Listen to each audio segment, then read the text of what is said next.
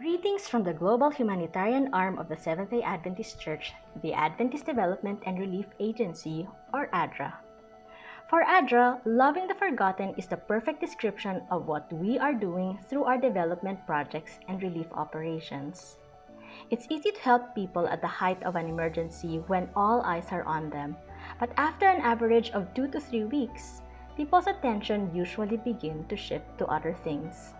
An example of this is the COVID-19 pandemic. Almost exactly 2 years ago, the Philippines went on lockdown, and today, the pandemic almost seems to be an afterthought.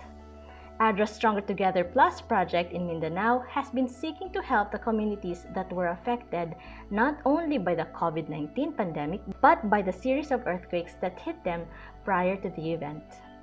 This last week, the Stronger Together Plus project brought psychological first aid to the community to help them deal with the psychological trauma brought about by the disasters that hit them.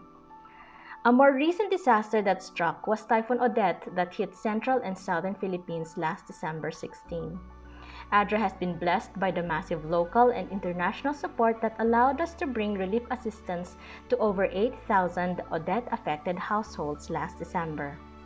But it seems that Typhoon Odette has become a distant memory and you could hardly hear any news of it today. They almost seem forgotten. But ADRA is busy working in those areas. We are able to receive funding from the Japan platform to implement a 4-month shelter recovery project in Negros Occidental, and the team has been busy profiling the 200 target families that will be rebuilding their homes that were washed away during the flood. ADRA was also able to receive additional funding from the Latter-day Saints Charities and the Hong Kong Disaster Relief Fund that would allow us to give relief assistance to another 8,000 families in Bohol, Surigao del Norte, and the Dinagat Islands. The ADRA and ACS team in Bohol is already busy with household validations, while another team is in Cebu repacking the supplies to ship over to Bohol for the distribution, while the team in Surigao del Norte is just getting started.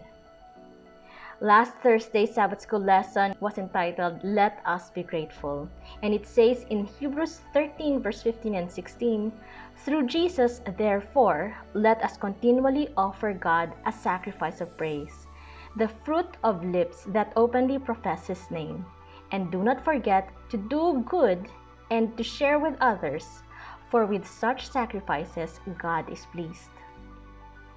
We love the forgotten, not because of praise and publicity, but because it is what pleases God.